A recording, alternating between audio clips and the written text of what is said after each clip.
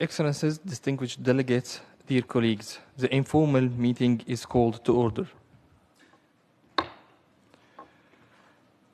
Today, the committee will continue its deliberation of Item 4, Framework Convention. The Framework Convention is the foundation for all of our work.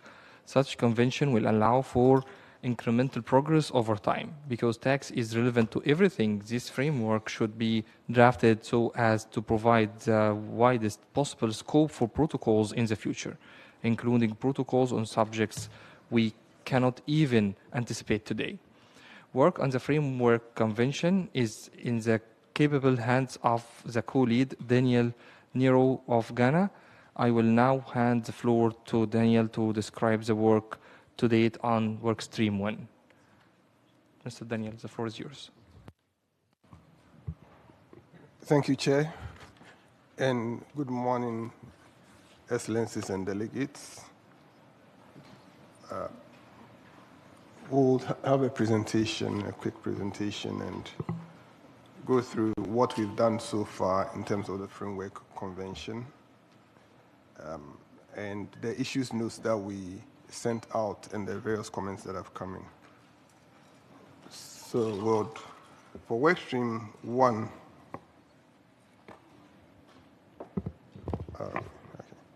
So Workstream 1, the convention basically looked at.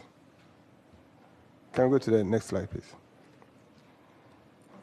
So just to refresh our memories a bit, the Framework Convention itself aims to establish what we call an inclusive and effective international tax cooperation, have a responsive governance system for ongoing and future tax challenges, as the Chair has mentioned, and also have an inclusive, fair, transparent, efficient, equitable, and effective international tax system that we all expect to support sustainable development and strengthen domestic revenue mobilization. So to break it down a bit further, we are looking at establishing a fully inclusive and effective international tax cooperation in terms of both substance and process. We want to establish a system of governance for international tax cooperation that is capable of responding to current, that's existing, and future tax and tax-related challenges on an ongoing basis. Basically, it should be on a rolling basis. And then, finally, to establish an inclusive, fair, transparent, efficient, equitable, and effective international tax system for sustainable development with a view of enhancing legitimacy, where everybody accepts that there's a certain level of certainty, there's resilience, and fairness of international tax rules, while we also look at challenges that we have to attend to in order to strengthen domestic resource mobilization. So generally, this is the purpose of the Framework Convention. Can we move to the next slide, please?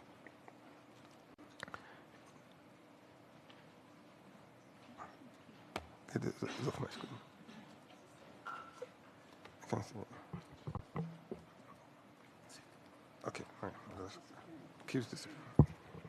Okay, so for Workstream 1, we prioritized commitments to begin with, in the sense that as these are technical provisions that will anchor both the early and future protocols to the Framework Convention. So we expect that we'll work on the commitments up to the end of 2025. The first set of commitments that were selected, we basically went through all the commitments, but the first set that we selected were effective prevention and resolution of tax disputes, fair allocation of taxing rights, and sustainable development for discussion in this particular session. We issued our issue notes, which are the starting point for the discussions for this session. And the main purpose of this session is basically to gather feedback that will inform the future and the sessional work. Now, over here, I want to make a suggestion that we should have a very good critique of what we've done so far. I mean, it is important for us to have a good understanding of what we are doing and also be able to express it quite well. So we all have the opportunity today to if I can use the word in quotes, tear what we've done apart, not to destroy it, but to sift it, just like an archaeologist will sift issues just to learn history, sift it so that we can come out with a document that we will all own and can be proud that we have. Next one, please. So the order in which we set out in the work plan to look at the issues were, we created three basically scenarios. The provisions that were to address early, which were the commitments, because it formed the basis for most of the discussions. Then next will be to look at provisions that subsist or depend at least or in part on the drafting of the commitments. And so some people have mentioned the Conference of Parties, the Secretariat definitions, data collection and analysis, exchange of information for implementation of the convention, the review and verification, subsidiary bodies, capacity building, and technical assistance. Now we have a third category of provisions that are not subject matter dependent, and basically we can draft them at any time. These are amendments to the convention, which we can look at, adoption of protocols, any formal matters, depositing, entry into force, ratification, etc., and financial resources. So this is the way we plan to look at the community. Can we go on, please? So we'll move now into the commitments themselves and what we came up in the issue notes. Again, as we said, we are still open to it. So what we noticed, the first one is prioritization, prevention, and resolution of tax disputes. What we observed, and from the statements that came out, we have a summary of what came out, is that tax litigation is costly and very time-consuming. And if they are fair and effective alternative mechanisms, they enhance legal certainty, they reduce burdens on both the authorities and the taxpayer, and they support efficient tax administration and revenue mobilization. The other item that came out was that cross-border tax disputes are complex and can be very slow to resolve, leaving double taxation risks and also the time value of money actually for both parties. We also noted that developing countries face added challenges due to limited treaty networks, which highlighted the need for stronger dispute prevention mechanisms. And the asymmetry of information between the taxpayer and tax authorities continues to be an issue, especially for developing countries. So these are some of the things that can go on, please. So that's what came out. Now, there's one other thing we need to take note of, that in the TOR, there is several mentions of dispute resolution.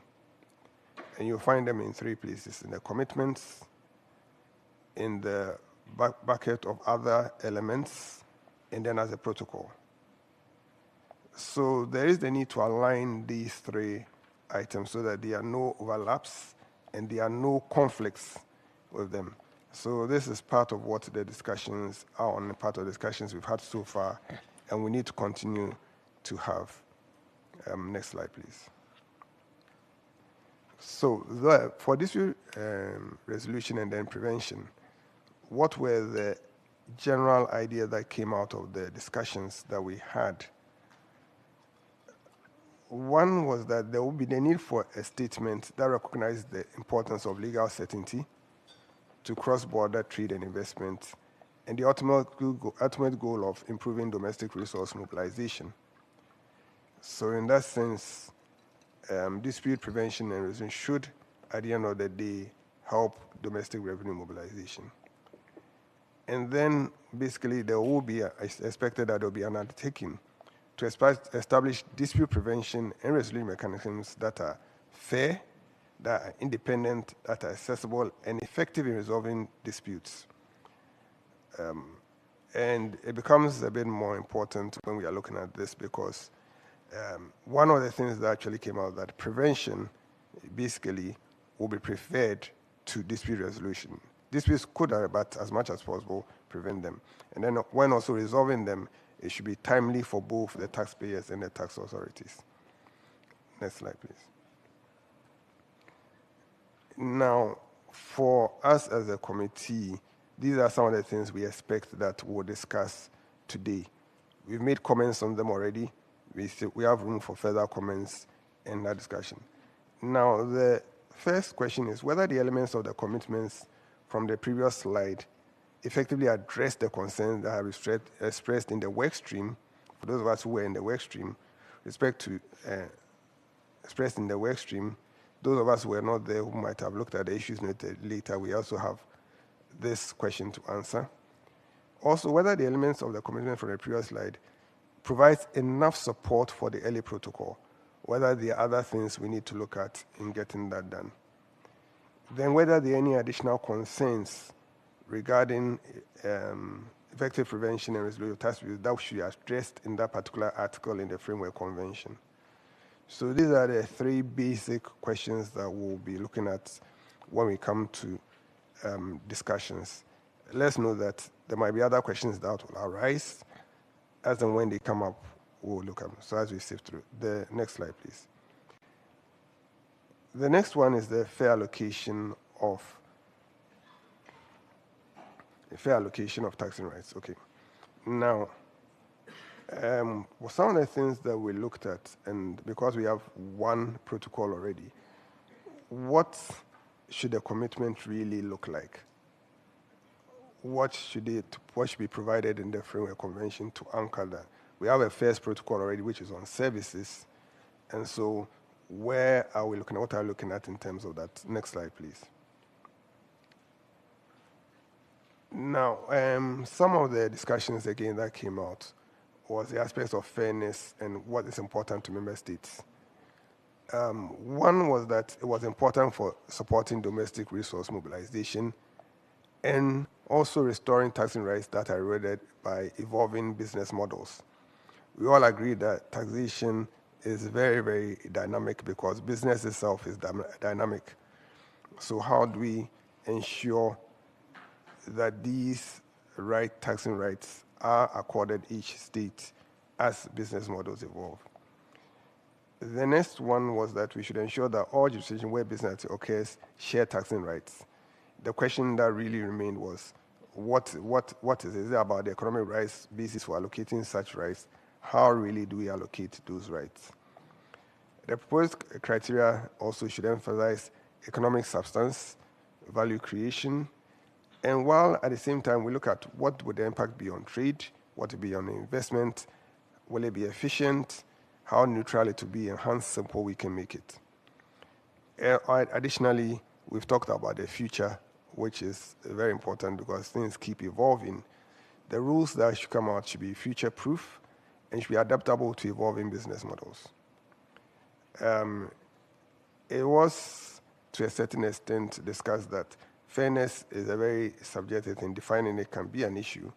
But as the elements for the Framework Convention emerge, we expect that we'll come to an understanding of what we all mean by fairness and the protocols that would need to address fairness.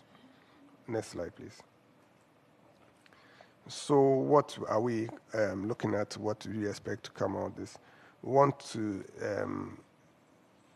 come out with a commitment that will promote and approve where all jurisdictions where business activity takes place share taxing rights over related income, and at the same time balance it with the principles of economic efficiency, tax neutrality, simplicity, and the effects on cross-border trade and investment. So these are things we'll need to look at. If we go to the next slide. So the questions that we raise here is whether the elements of the commitment from which we've talked about from the previous slides provide a useful outline of a commitment on this topic, and whether the additional concerns regarding the fair allocation of taxing rights that should be addressed in that article of the convention. Next slide, please. We also looked at sustainable development. Now, in looking at sustainable development, we actually just drew from the language in the TUR, which, as we had the discussions, it seemed was adequate because we wouldn't want to go too far and too much into it. But then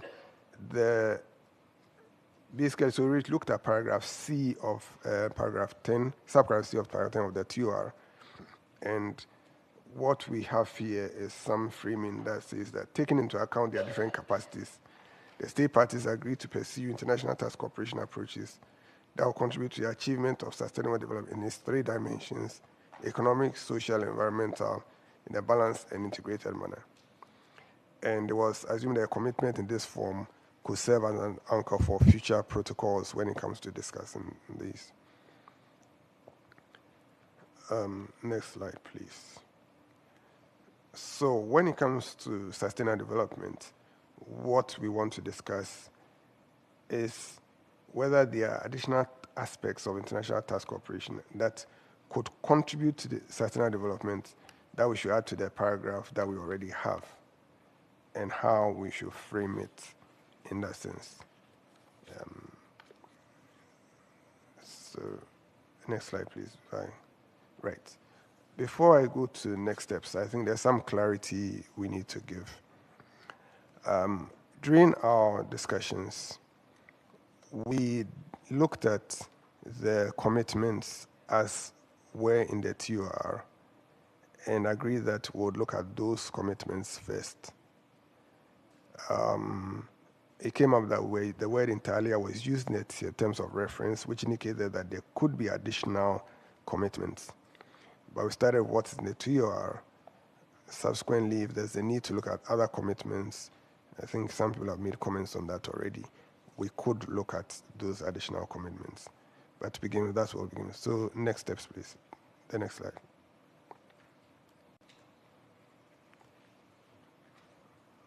So for the next set of commitments, we went through all the commitments in paragraph 10. We settled on the first three. The rest of them will work on and prepare the issues papers on them, which were presented at the meeting in November. And so, as we mentioned, additional commitments could be considered, subject to us completing our schedule on time. And so that's, if we can have the next slide. We'll move to our discussion. I'll hand over to the chairman. We'll pick the items one by one as they were in the slides and have those discussions. This was just a run through to give us an idea of what would happen. Thank you.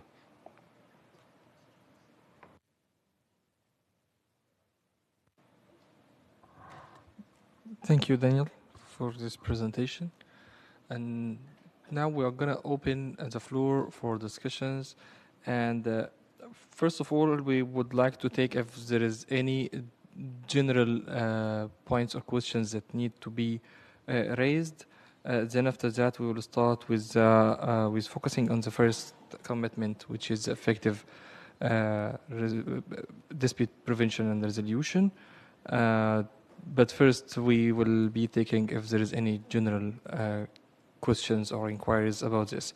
But before we start, also, I would like to bring the attention of everyone that in this phase, we are concerned with identifying the issues. The next phase, the next stage will be more about providing solutions. So the most important outcome that we should get from this plenary session is to identify the key issues in a correct way, and because this will enable the following stage to work on the solution which really work to solve these issues.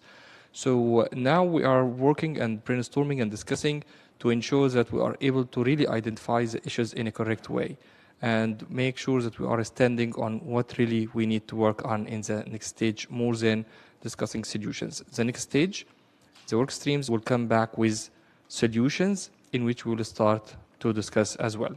But the base for this is to really understand what is the issues that we need to work on.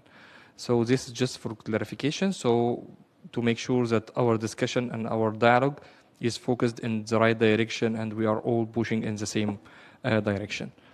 So now I'm opening the floor if there is any general or any high-level comments before we go commitment by commitment.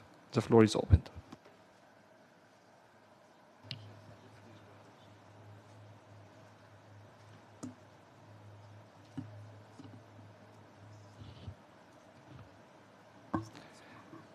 Distinguished Delegate of Singapore. Thank you, Chair. At the outset, let me first thank you, the co-lead of Workstream 1 and the Secretariat for facilitating the Workstream's meetings and preparing the issues note, and for this presentation on the possible elements of the Framework Convention.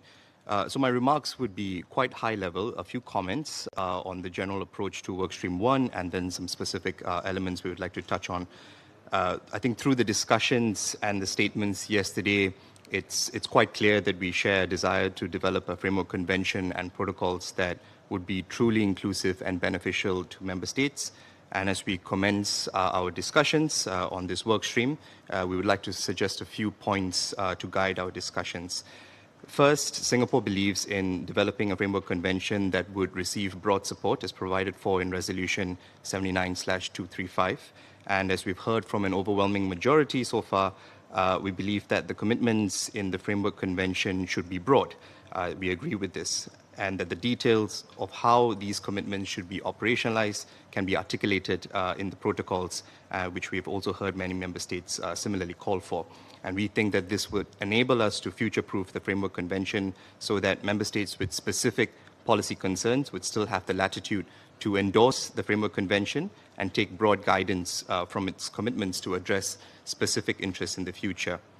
Second, Singapore strongly believes that the objective of the Framework Convention and the commitments contained therein should support economic growth and domestic resource mobilization, and therefore we agree with what the co-lead has just presented to us this morning. The Framework Convention should facilitate a stable, coherent, clear and predictable international tax system that will provide certainty for businesses and grow the economic pie. This would increase resources for all member states. Third, the Framework Convention and its protocols, we believe, need to complement and cohere with existing international standards and practices, and where possible, avoid duplication. And this is necessary to avoid overlapping or fragmented rules, which could lead to increased uncertainty and disputes, double or overtaxation that could potentially hinder cross-border trade and investment. And fourth, I think, as also we've heard yesterday, the sovereign right of all member states to decide their own tax policies and practices based on their needs and circumstances is paramount and should be respected. We should have the flexibility to fulfill the commitments under the Framework Convention in a manner of our choosing, including through the negotiation of bilateral treaties, participation in existing mechanisms, or through the adherence to this Framework Convention and its protocols. With regard specifically to the presentation that was just made on the effective prevention and resolution of tax disputes, as mentioned by our lead for this work stream, we certainly and wholeheartedly concur that this is necessary to provide greater tax certainty, which leads to greater legal certainty, both of which are crucial for trade and investment, facilitation, and efficiency of tax administration. But beyond the commitment and the protocol, however, Singapore also believes that the Framework Convention should address the settlement of disputes arising from the interpretation or application of the Framework Convention and its protocols, which is similar to what we have seen in other UN conventions. And we believe that this could take the form of a broad commitment for state parties to settle such disputes through negotiation or any other peaceful means of their choice. And maybe this could also be part of our discussion today. Singapore is committed to playing a constructive role in this process, and we look forward to working with all delegations towards a draft framework convention that would be acceptable to all member states. Thank you very much, Chair. Thank you.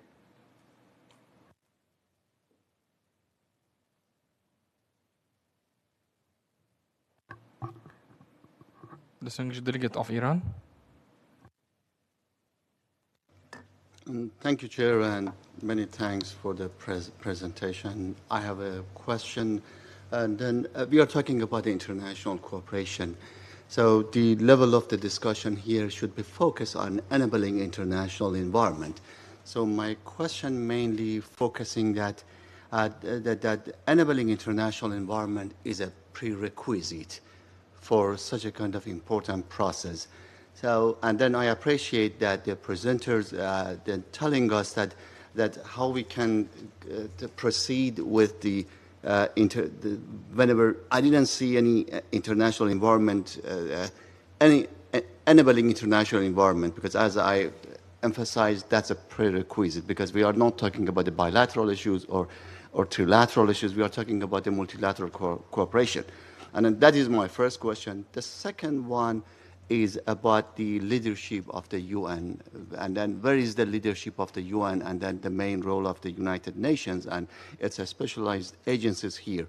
And then my last point is the focus of the process. As my colleague from Singapore mentioned, the focus of such a kind of important process should be on development oriented, as the developing countries is the victims of such a kind of process. And then for a healthy process in the world, we need such a kind of the focuses that be equal, and then giving this opportunity for developing countries that have a right to proceed in this process. Thank you. Thank you. Distinguished Delegate of United Kingdom.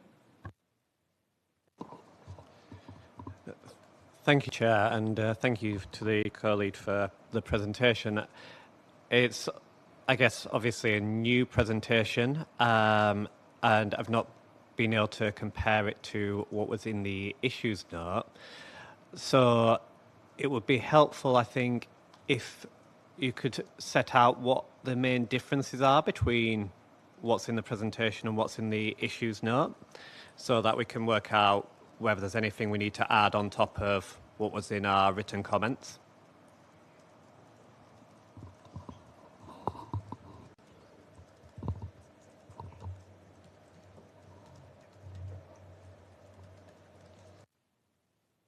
Thank you.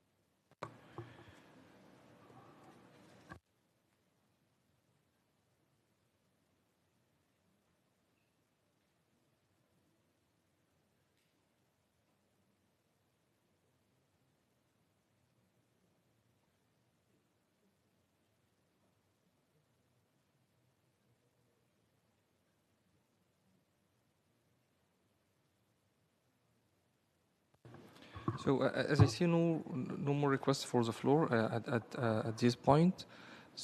Okay, so distinguished delegate of France.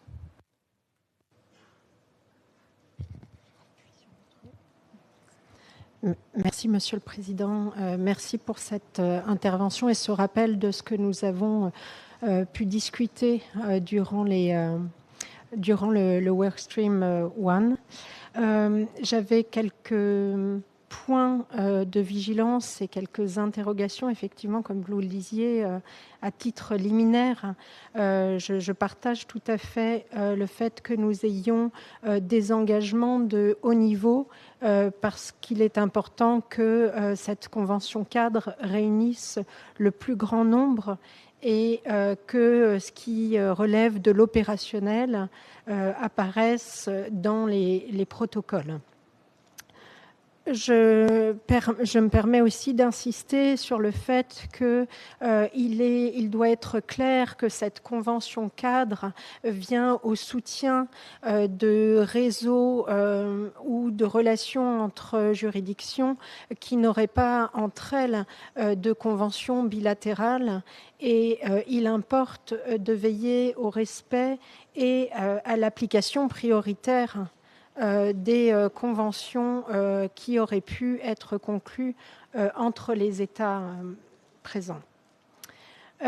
troisième et dernier point, sur cette convention cadre, il me semble qu'il est nécessaire de veiller à éviter autant que possible les incertitudes juridiques ou les frottements fiscaux. Notamment, évidemment, j'attends plus d'explications sur la coordination entre la convention cadre et les différents protocoles, mais aussi sur la question de l'optionnalité et sur le niveau d'optionnalité des protocoles. Et il me semble que ce principe est important pour, encore une fois, que ce processus réunisse le plus grand nombre d'entre nous. Et puis, j'insiste aussi sur le fait d'éviter la duplication d'instruments qui peuvent déjà exister et qui sont à la disposition de nous tous et qui, s'ils ne sont pas considérés, créeraient en fait des frottements fiscaux très importants. Et j'entends par exemple évidemment les modèles de conventions fiscales que nous avons déjà à l'ONU aussi, à l'OCDE, les travaux qui ont été faits sur pilier 1 et pilier 2 au sein de l'OCDE et toujours au sein de cette instance de la Convention multilatérale pour améliorer nos conventions internationales. Voilà, merci de votre écoute. Thank you. Distinguished delegate of Austria. Thank you, Chair, for giving me the floor, and thank you to our co-lead for guiding us through the presentation. I don't want to repeat our written comments on Workstream 1 and the Framework Convention, but listening to the presentation and the elements you put there in terms of what the agenda of the next couple of months are going to be, I was wondering if I just missed it or if we are not going to discuss objectives and principles of the Framework Convention, because in my understanding, these are very important in terms of also framing our commitments, and they're supposed to be the basis for any type of commitment that we're going to put into the Framework Convention. And I don't have the slides in front of me, but there was this one slide where you listed all the different blocks that we're going to put into the Framework Convention and when we're going to discuss it. And I think I did not see any provisions on the objectives and principles. So it would be helpful to clarify when we will discuss this. And in my opinion, it would be better to discuss it earlier together with the commitments that are already being discussed in Workstream 1. Thank you. Thank you. So as there is no more requests for the floor, and until we get another request, maybe I will go to answer some of the questions, me and Daniel. So maybe I will take the question from the UK first. What's the difference between the presentation and the issue notes? Actually, the presentation is targeted to give a brief about the work stream, how the discussions went, which is maybe a little bit you will not find it in the issue notes. So it's giving you the atmosphere, how we discussed and how we looked at this matter. And after that, in the presentation, we are summarizing in a very high level the issues, because we saw it like it's not proper that we just list all what we have in the issue notes to be in a presentation. It will be 100 pages and we keep just having running slides. So the issue notes are in the hands of everyone. And here we are trying to summarize, again, highlighting the questions, which also was part of the issue notes, which are the main driver of the discussions here that we have at the end of the issue notes. And you have, it was in the display here. If you can, Katie, go to the last slide in the questions, it's part of the issue notes. So this is a summary of what should drive our discussion, or what the work stream shows it's important to drive the discussions here. So this is the main difference. So part of it, again, giving what was the atmosphere, what was driving discussions, how it was happening, how we looked at the different provisions of the convention, the commitment and its relation and how we reach here where we are in the issue notes, more than to be repeating the issue notes. So this is, I think, if this answers the question, so this is the difference. To our colleague from Iran, when we are talking about enabling the international landscape and the UN entities and the points that he raised, I think this is enabling the international. That's why we are here. I think maybe I'm not going to elaborate more about it, but this is enabling the international side of everything. And for the role of the UN entities, I think this will be coming, and that's what was in the presentation of Daniel. Just if we go back, Katie, in slide number 4.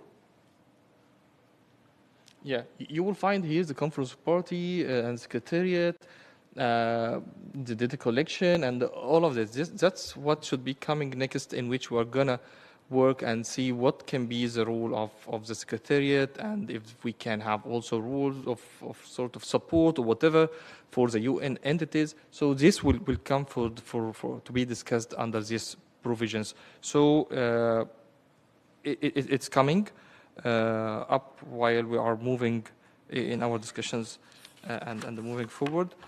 For Styria, if I got your question right, I think yes, maybe we can have a provision of objectives and principles, but your question was mainly about when we're going to discuss it, but I think we already discussed it. We spent like more than 6 months discussing objectives and the principles in the TOR. So already we have objectives, and because in the TOR, if you're going to look at the section of the objectives, so what these objectives are for the TOR itself, I don't think that we need to have objectives for the TOR. The objectives are for the convention, and it's very clear in the TOR. And the principles that we have is not the principles of the TOR. The TOR is just a phase. So this is the principles that should guide the convention, and this is already very clear in the TOR. So already we discuss it, we reached there, we have objectives, we have principles. But what I'm saying right now, it doesn't mean that it will not be discussed anymore. But I think now we are moving and discussing the core of the convention, which is the commitment. And as we move on, if any new principles, objectives just came up and we need to discuss it and to add it, it's still possible and we can do this. But at least now we have what we can say like a good level of objectives and the principles that already in place in the TOR. Like from my personal perspective, I believe that this was the drafting of the TOR started since of the convention started since the TOR by having listing the objectives and the principles there. But again, I'm repeating again that it is not like a dead end that we will not talk about it. Still, as we move forward, if we found out that we need to add to it, as we are going deeply in the substantive work, we need to add to it anything in the objectives or in the principles, still we can do this and go and work on it again. So hopefully I was able to clarify these points, and just to remind you that the floor is still opened before we move to the first commitment. Thank you.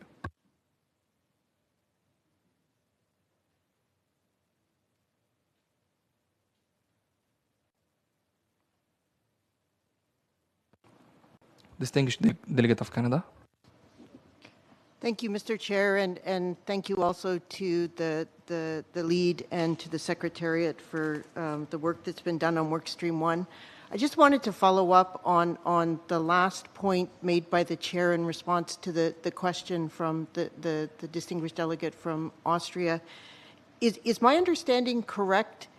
Well, sorry, I won't state. I'm not sure what my understanding is. I understand that there are objectives and principles that are included in the terms of reference that we are using to guide our discussions on the negotiation of the Framework Convention.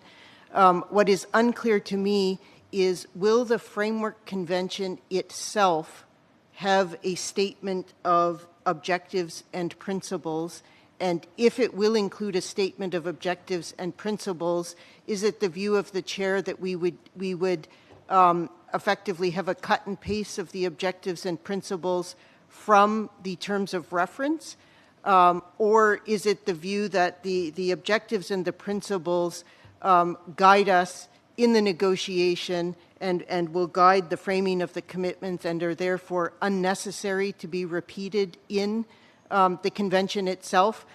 So just so that there's some clarity there, because then I think it is a relevant question as to when we will discuss the formulation of objectives and principles if they are to be included in the convention. Thank you.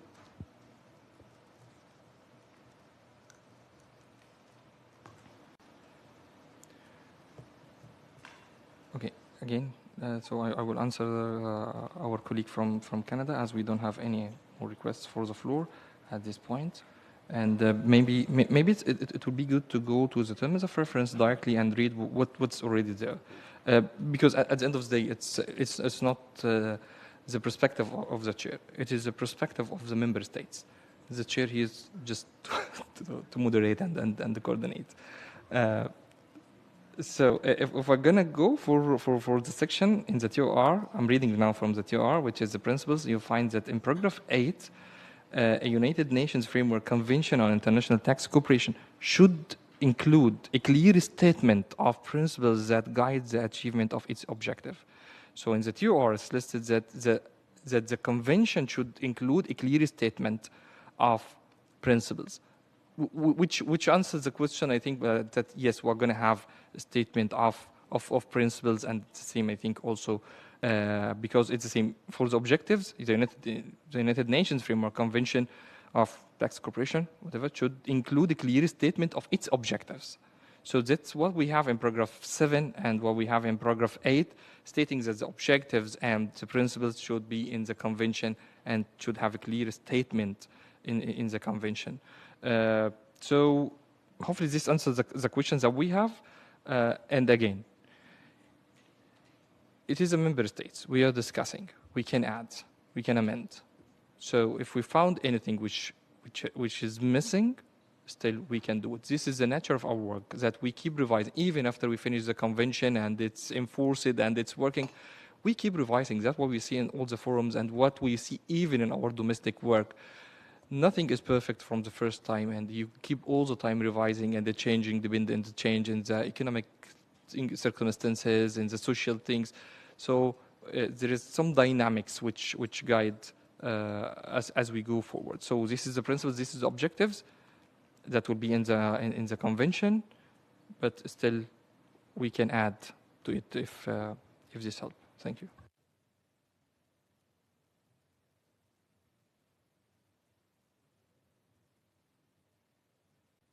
So it looks like there is no more requests for the floor. So I think by this we can move to this. Oh, no, we have Belgium. Distinguished delegate of Belgium, please.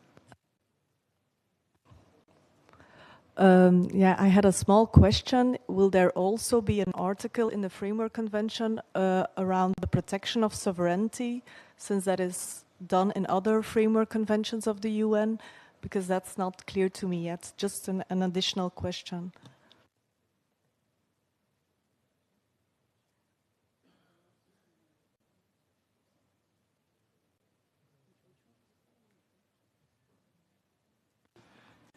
Thank you. I think this is already in the principles. I can get it for you. I think it's one of the principles. It's B recognize it. Yes, yeah, right, Daniel. It's paragraph 9, item B. Recognize that every member state has a sovereign right to decide its tax policies and practices, while also respecting the sovereignty of other member states in such matter. So already we have a statement as part of the principles in this regard.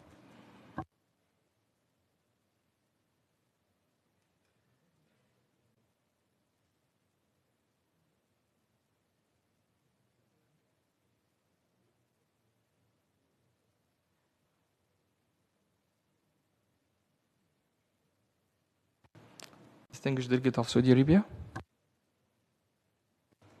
Good morning, and thank you, Chair. And sorry for being maybe slow in understanding here, and maybe add up to the pile of questions that you have already received. But it seems the jet lag bogs me down. But the question is as follows. Today we have a protocol for dispute resolution, This is one. And then we will have commitment to be addressed in the Framework Convention on dispute resolution. And then are we going to have another, let's say, provisions for dispute resolution for the convention itself within the convention?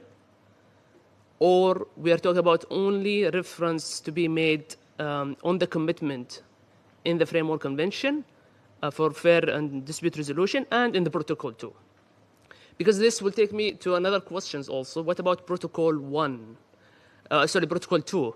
Where are we going to have also dispute resolution specific for that protocol? Because now the scope is a bit confusing, honestly, for me. If you are talking about that, the protocol on dispute resolution will cover dispute that is arising from treaties that are in place today, and also dispute that might arise in the absence of the treaty. So that cover things outside the protocol, cover things that outside the convention itself. And then we will have separate dispute resolution in the convention that provide basis for dispute that might arise from the convention itself and from Protocol 2. Is this the understanding, or I'm mixing things here? Thank you.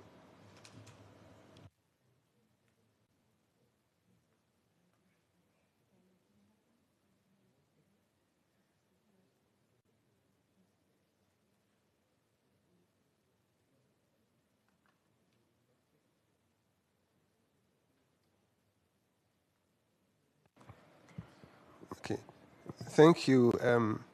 If we look at the terms of reference, and basically, yeah, it's up there, you realize that there are 3 references to dispute resolution in it.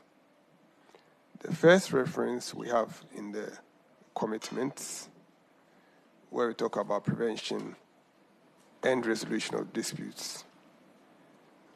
If we go to paragraph 12, other elements of the TUR, realize that there is a reference to a dispute resolution mechanism over there.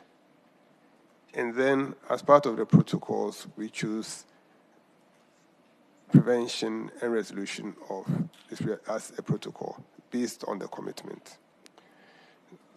So, as we've mentioned earlier, in the commitment, we'll be looking at the basis, a foundation for the protocol itself. The third one, which we have, which is in paragraph 12, now looks at the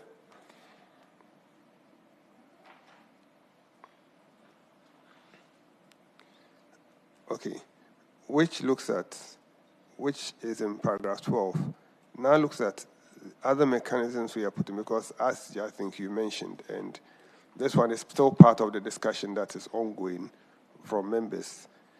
What I remember from part of the discussions was that could look at some of the things you've mentioned, which is where we need to get further clarity on that, but we'll need to discuss. But then there will be need for some mechanism to resolve disputes aside of the protocol, aside of the commitment. As we mentioned, is what we are still discussing. We are looking at the extent that the commitment should go. Then we are looking at the extent to which the protocol itself should go. And then we're also looking at what other mechanisms we are putting in to prevent disputes as part of the framework itself. So in short, that's what we have. Those are things that we are still have to discuss and finalize, which we haven't done yet. Thank you. Thank you, Daniel. Distinguished Delegate of Estonia.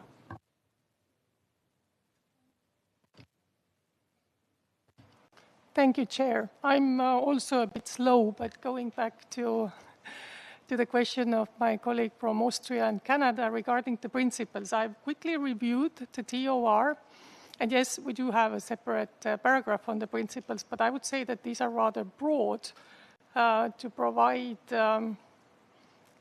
any more specific guidance as to the taxation. And if we are going to to discuss the equitable taxation of the MNEs, and also it's quite important in the context of Workstream 2 to have a bit more specific principles that are more related to taxation as such. And I'll give you an example of what I'm thinking about here. For example, we have in our constitutions the principles of, for example, the ability to pay and prohibition of the retroactive application of the tax rules and something along these lines. And I don't know what my colleague from Austria was thinking more specifically, but from my perspective, if we are talking about the principles that are directly linked to taxation, implementing the tax rules and collecting the tax, then I would like to see something more specific that we would base our work on. And I haven't participated in Workstream 1, so I'm not sure whether anything like this was discussed there, but perhaps we could at some point of time. Thank you.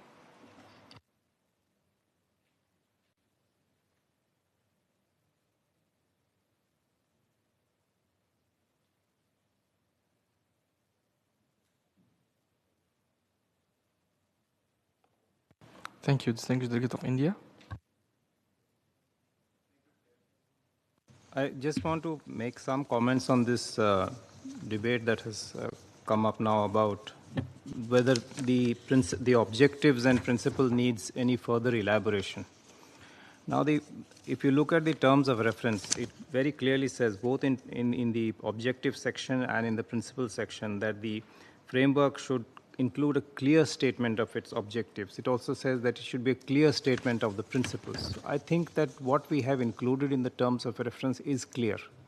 Any further elaboration may actually distort that clarity which we have given in the principle section and in the objective section. When we've been having this discussion about commitments, I mean, all around the table we've been saying that we have to have this balance between having a very high-level commitment or making too much of an elaboration. So I believe that even when the Framework Convention contains a section on the principles and the objectives, it should not stray away from what has already been included in the terms of reference, because that is what provides clarity. It is the commitment which may require some level of elaboration, because that will guide how we will work on our protocols. But I think the manner in which the objectives and principles have already been drafted, I think that is enough and fair. Thank you. Thank you. Distinguished delegate of Nigeria. Thank you very much, Chair. I think my comment is in line with what a delegate from India just spoke about.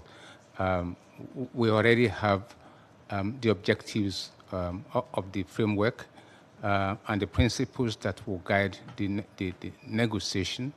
And of course, the clear statement in the TOR requiring that such statement be included in framework itself suffices. Howbeit, if there be any thinking of any additional objective or principle, I think delegates could bring them up for discussion. But in my view, we shouldn't try to reinvent the wheel if we had done a very good job in the other committee to draft objectives and principles which had also been sanctioned by the General Assembly.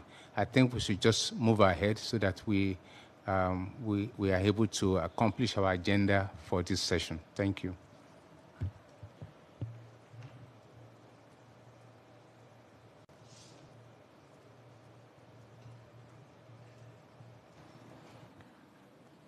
Thank you, distinguished delegate of Jamaica, followed by African Union, followed by Saudi Arabia.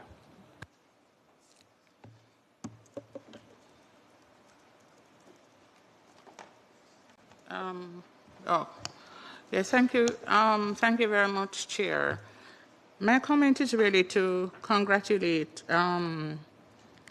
Ghana to congratulate Daniel and the Secretariat and yourself on bringing the work this far. I know you refer to him as co-lead, but he has really been working solo in terms of his leadership on this, what is at the center of the work that we are doing here, which is the development of the Framework Convention, and I know that he has received assistance as well from Atesham. Chair, I think when we last met, the consensus, and I use that word in its broadest sense, was that the work streams would be led by both developing and developed countries. And I think the overall objective of that was that the co-leads would bring to their leadership of the work stream the varying perspectives which otherwise you might not be familiar with, whether from a developing country, seeing the developed country perspective and vice versa. It is unfortunate that that is not how it has worked out for Workstream 1 and for Workstream 2. And I think, and I hope, I don't think it's, I can't speak for the, for you, Chair, and for Daniel. I hope that at some point that situation will be rectified. I think the work could be enhanced, the discussions could be enhanced by having that kind of partnership. And so those are my comments, Chair. Speaking from Workstream 3, we can testify that it has worked out very well for us there. And we recommend that partnership heartily. Right, Michael?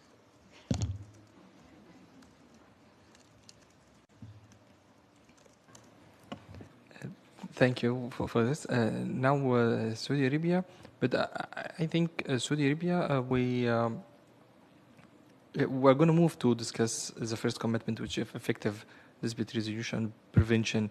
Now, more we are in the level of the general comments about the convention. So we are welcoming your question if it's on the same point, of course. But like now, I think later on we are going to move to be on this topic. So, but still, the floor is yours to get your comments. Thank you so much, Chair, and sorry for coming back again, but maybe a comment on the principle and the objectives. And I think what we have in the term of reference are well articulated, and I think these things will be used in our work to guide our work and to help us to establish a work that is principle-based. So I don't think further elaborations is needed in the convention. Thank you.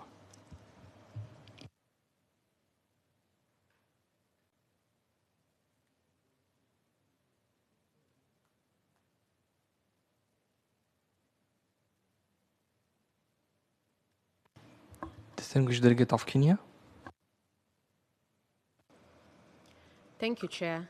I think my comment is more relevant here because it just came up on the floor today as a general comment, and I think it also came up in yesterday's general statements. And it's this call for the Framework Convention or its commitments to be in line or aligned with the existing frameworks or existing policies, and that continues to remain an issue for us because we believe that calling for complementarity is basically calling for status quo to remain, and I think we are here to challenge the status quo.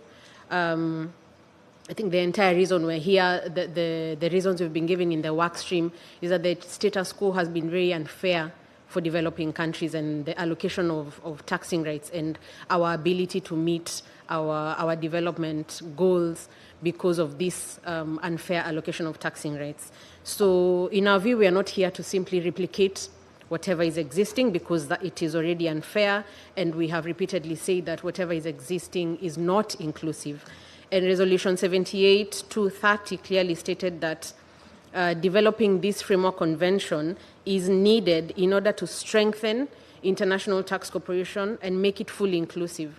So if the existing policies are not inclusive and we are here to make them inclusive, then automatically that's going to call for change.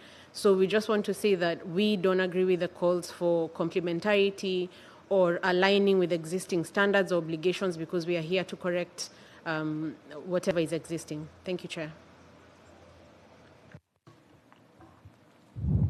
Thank you. I see no further request from member states, so now I'm gonna give the floor to the African Union.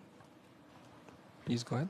Thank you very much, Mr. Chair. And at the onset, I would like to sincerely appreciate the presentation that was made by the co-leads and excellent work that was done.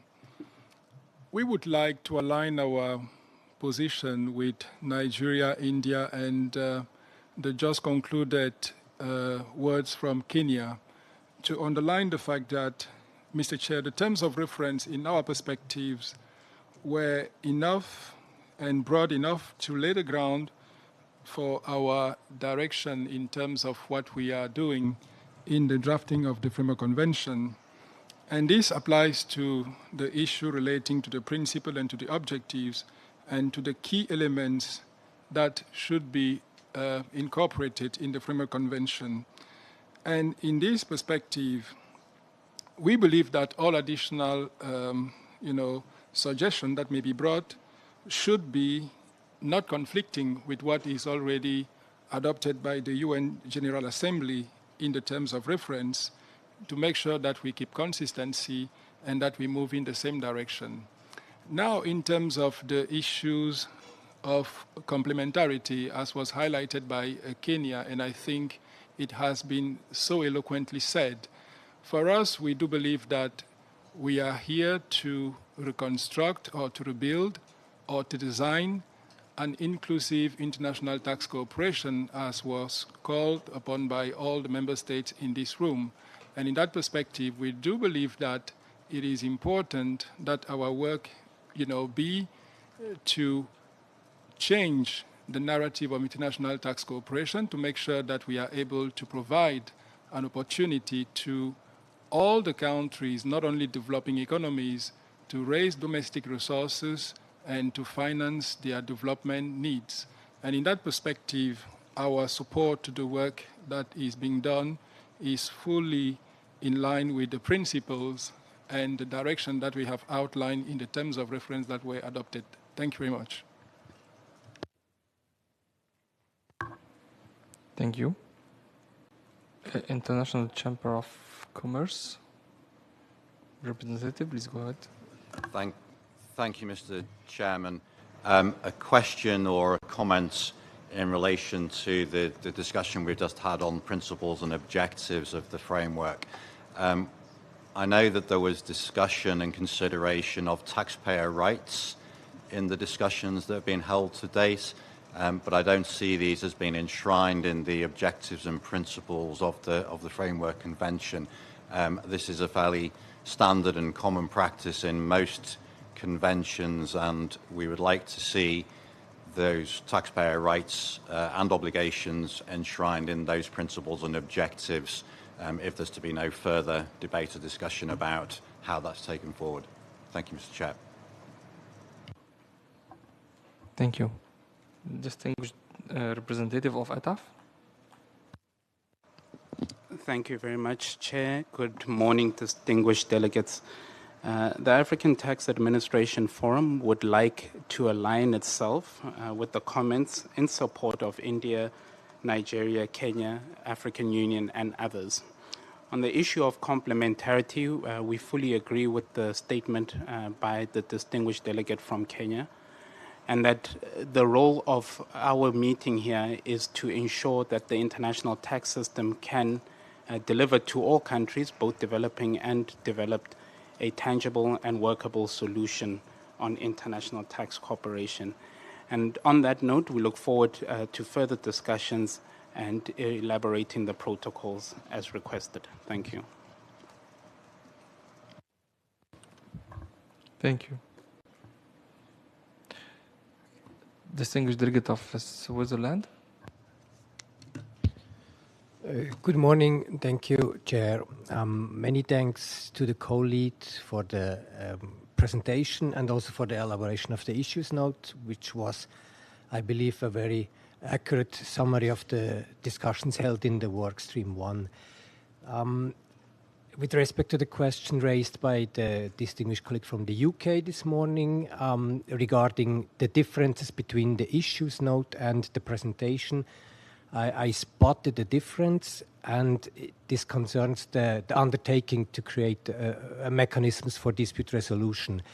While in the issues note this was presented as an option for a commitment, I understood from that presentation we saw that this is not an option, but is a necessary part of the commitments. And I think this is a very good development. We are happy with such a commitment, and we would be even more happier if you could confirm that my understanding is right, that such a commitment should be certainly be drafted. And I also would like to explain why I believe this is important. It is because it is the core of for an operational change to the system of dispute resolution. The other commitment in that regard being a statement of the importance of dispute prevention and resolution is basically a statement that does not necessarily imply a legal change to the current system. So we believe it would be essential to have such a commitment in the convention, and would be glad if you could confirm my understanding. Thank you.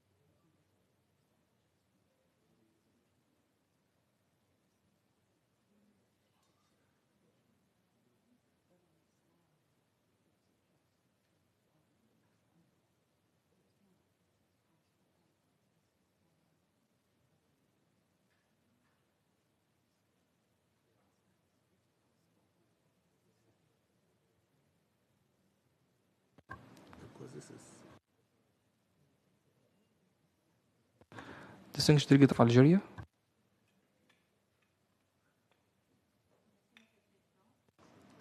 Avant toute chose, nous voulons souscrire à la déclaration faite par l'Inde, le Nigeria, le Kenya également. Donc, les deux points sur lesquels nous voulons intervenir concernent donc déjà les principes et les objectifs qui ont été clairement établis. Et pour nous, il suffisent ceux qui sont déjà contenus dans les termes de référence qui ont été négociés durant l'année dernière. Donc, pour nous, c'est clair et suffisant. S'agissant du point de la complémentarité, il nous semble que cette question de complémentarité pourrait réduire le champ d'application de la Convention cadre. Pourquoi ?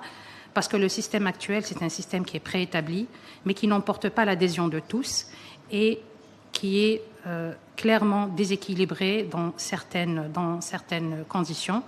Donc, le fait de s'arrêter à une complémentarité pourrait un peu réduire le champ d'application de la Convention. Ce qui est bon, on est là pour revoir le système fiscal et l'architecture du système fiscal actuel.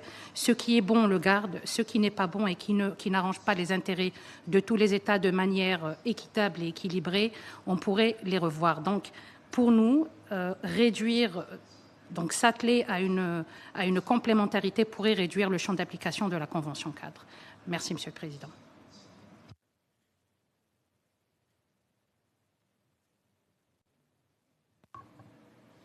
Thank you. Distinguished Delegate of China. Thank you, Chair. And thank you, Daniel, for the presentation. And also many thanks to the colleagues who made previous interventions, which helps me have a better understanding of the relationship between the commitments in Framework Convention and that of in the TOR, and also the relations with relevant protocol. I mean, the approach we are now discussing when we are stipulating the commitments, that where does it come from and where does it go? I think we may agree that it originates from the TOR and should be high level enough or inclusive enough to cover and entail the outcome of Protocol 2. So in this sense, we will support the current languages regarding the commitments. And we believe this kind of approach or concept of high-level making should be upheld for the discussions for the other commitments. Thank you.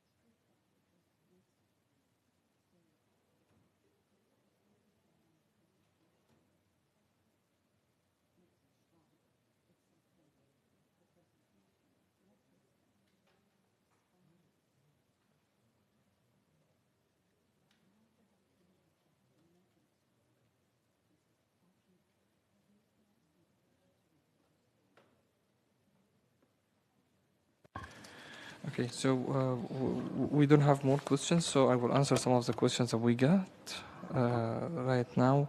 And I think we were talking about the principles and again and again and different points of views. I'm sorry that I'm gonna repeat a little bit myself, but to make it clear, I think it's very important to make sure that we are progressing all the time. And we are not stuck at a certain stage or certain point and no progress is being made. So, again, still member states can decide whatever they want. But it was not to be proper that if we start this committee by discussing objectives and the principles again, and we spend like 6 months or 1 year and no progress. So, as already we achieved something good and solid ground for principles and objectives, that was very necessary to move forward, because anything that we would like to add or enhance in the objectives or in the principles, you will not be able to identify it or understand it unless you go through the core of the convention itself and work it out, and then you find what you need to add. Like for our colleague from Estonia, when you mentioned like the ability to pay in the constitutions, okay, on what basis we're going to add it? This may come up while we are discussing the commitment itself, and then we find that one of the commitments, while we are operating any of the commitments, like taxing rights, fair allocation, whatever, that, okay, we need to have to back up this commitment with additional principles, so it can be like ability to pay. Then we put it there. We will not be able to understand what we would need to add to the principles unless we do the core thing itself, the core subject of the convention, then it will come up. So we saw it as it would be proper to go through the commitments, and still I think member states can decide whatever they want, but at least we have a good and solid ground that we kept for 6 months discussing. So we moved forward on this. So I think here we are responding to both sides. We are saying what we have is enough. Yes, it's enough, and we should move forward. And what we have, if we found out through our substantive work that we need to add to it, we can add to it. So hopefully this answers both sides' questions in this area.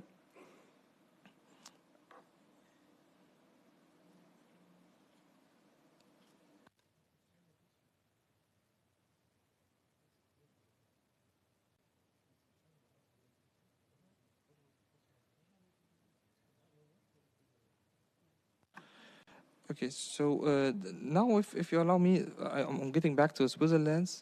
Please, can you come back in your question, because looks like three of us like have different understanding for your question. So if you can come back on it, so we can be able, we are more able to answer it.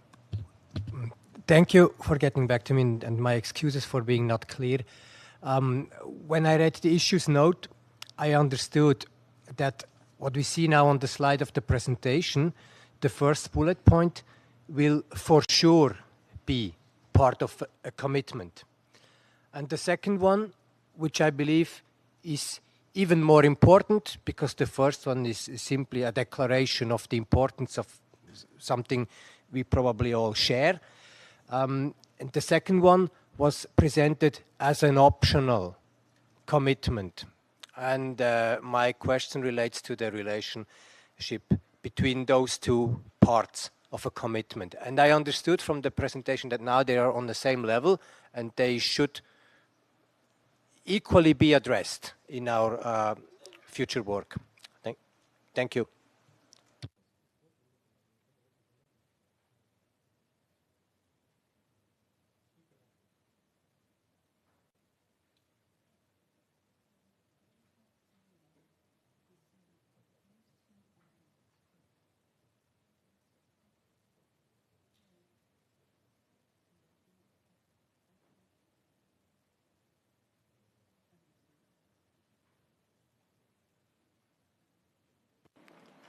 All right, thank you.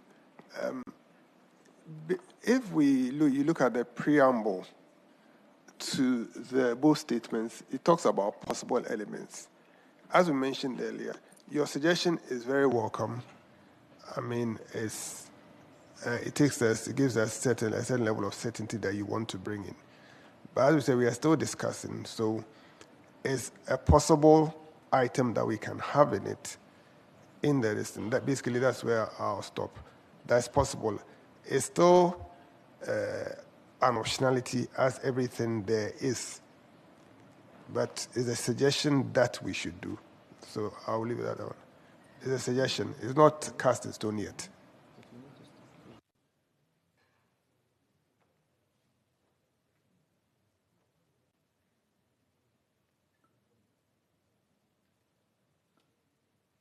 So I see no more requests for the floor. So I think it's time now to move to the first commitment. I'm not sure if anyone would like to take like 10 minutes break, or we go for the first commitment.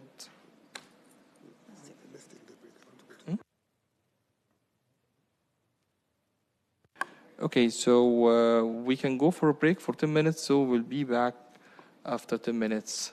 when it's 10 to 12, okay? 10 minutes break, thank you.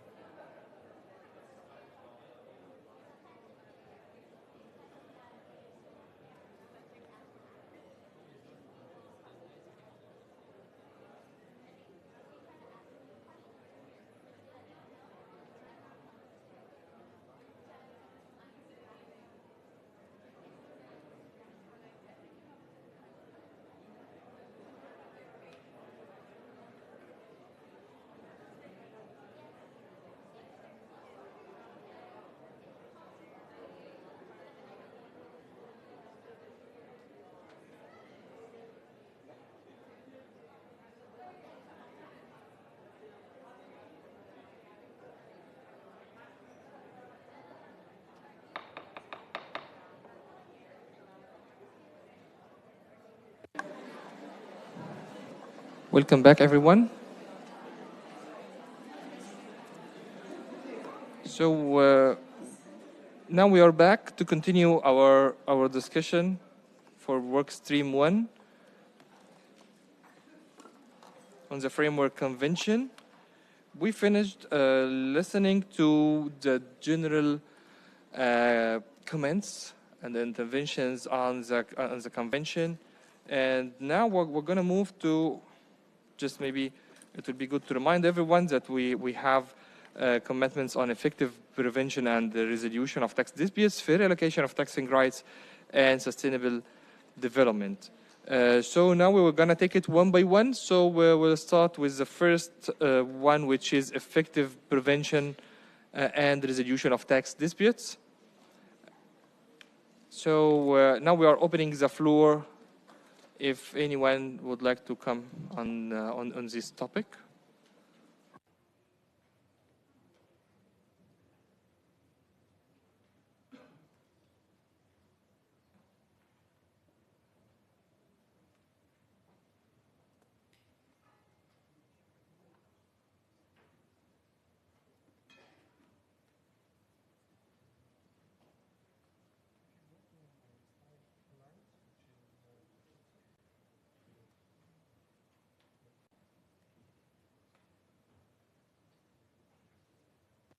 So now in the screen you can see the questions that came out of the work stream 1 as part of the issue notes.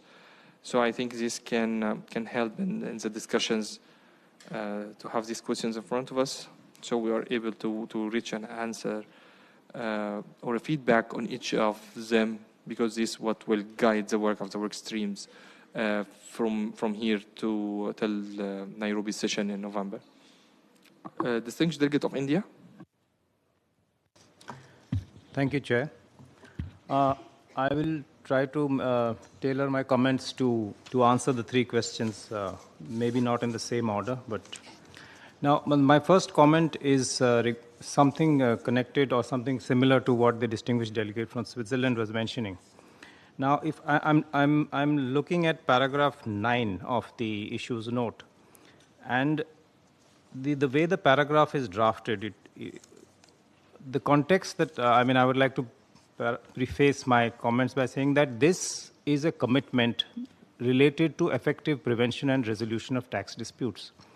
Now, this is what the commitment is going to do. So, therefore, the focus of the commitment should be on undertaking to have an undertaking to establish dispute prevention and resolution. Now, the way the paragraph is reading, it appears as if the primary objective is to promote legal certainty and cross-border trade and investment. That is fine. That is not the primary objective. That is what we will get out of it.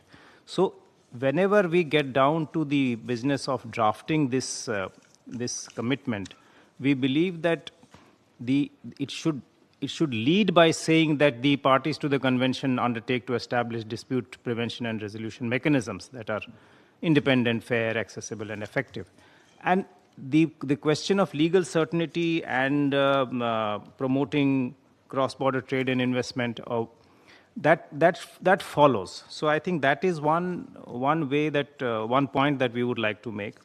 The other point, related point, is here that there are references to cross-border trade and investment. Now, we would be slightly more comfortable if we could, if there was the phrase economic cooperation could be used over here. So that is a second point. Now, connected to my next comment is connected to something that the distinguished delegate from Saudi Arabia had brought up. The way we see it, there are two types of disputes. One are disputes that are between tax administrations. They are tax disputes. So the first point that we would like to make here is that tax dispute will need to be defined under the convention. Whenever we get down to the various definitions, we'll have to define what is a tax dispute.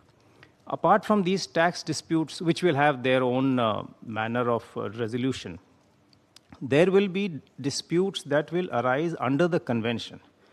So now the question that all of us have to consider as to how are we going to deal with these two types of disputes. are both the types of disputes going to be dealt with under Workstream 3, or disputes under the convention are going to be dealt with Workstream 1, and tax disputes are going to be dealt with under Workstream 3. These are some points that I believe that we need to consider that when we go forward. So I think that, and then the final thing about an additional concern, that comes out from paragraph 8 of the issues note. Now, the opening lines of paragraph 8 speak of court decisions and so on and so forth, issues that may come up through domestic courts.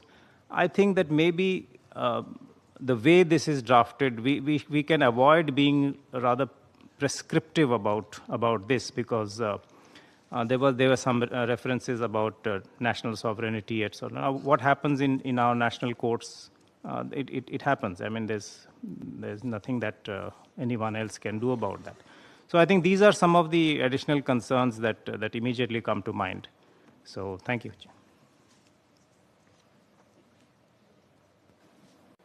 Thank you. Distinguished delegate of Russian Federation. Thank you, Mr. Chair. Dear colleagues and dear distinguished delegates, my intervention will be in Russian. Спасибо за предоставленное слово. Согласно вопросам, поставленным в позиционной бумаге по итогам работы первой рабочей группы, предлагается высказаться по 3 вопросам. По первому вопросу. Полагаем необходимым отметить, что налоговая определенность составляет неотъемлемую часть правовой определенности и, в свою очередь, необходима для сокращения расходов, затрачиваемых соблюдением нормативных требований, поощрения прямых иностранных инвестиций, увеличения трансграничной торговли. Одновременно споры, возникающие по вопросам положения рамочной конвенции, могут также затрагивать много смежных вопросов.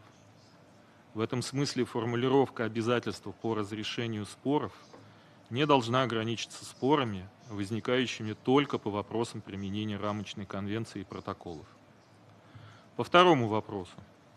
Должен повторить ранее высказанное мнение, что в условиях опциональности протоколов формулировка обязательства по разрешению споров должна быть максимально практически направленной, отражать возможные способы разрешения споров, в том числе и для тех государств, для которых существуют механизмы разрешения споров, существующие механизмы, они либо неэффективны, либо законодательно невозможны для реализации. Что касается третьего вопроса, о наличии дополнительных проблемных вопросов, которые должны быть отмечены в тексте обязательства по разрешению споров, считаем, что эффективный механизм по разрешению и предотвращению споров требует наличия стабильного трансграничного обмена информацией. В этой связи мы предлагаем включить в перечень характеристик механизма по разрешению и предотвращению споров условия о наличии прозрачности, которая основывается на эффективном обмене информацией как основе справедливости. Большое спасибо.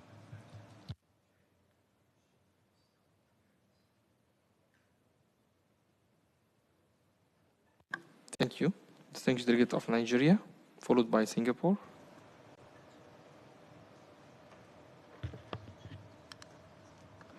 Thank you very much, Chair. I speak on behalf of the African Group, and Chair and delegates. Let me begin by affirming in the name of the African Group, a commitment to a fair and inclusive international tax system, which works for everyone's interest. And when all countries have a seat at the table and a stake in the outcome, we are convinced that the global economy will become more stable, more just, and more sustainable. And such, on behalf of the African Group, I want to thank the chair and the co-leads of the Workstream 1 And I also want to thank the Secretariat and everyone involved for the transparent and consultative approach to the work hitherto. We welcome the prioritization of commitments, but we underscore that all items in the terms of reference, especially procedural and institutional matters in paragraph 13, deserve equal and careful consideration. Chair and Your Excellency, as regards the issue of commitment to dispute prevention and resolution, we have specific comments as follows. As regards paragraph 9, as to the question as to whether the language sufficiently address concerns about effective dispute prevention and resolution. With due respect, Chair and distinguished delegates, we regrettably say no. From our perspective, the commitment section of a treaty shouldn't serve as a space for justifying or elaborating on the motivations behind the commitment.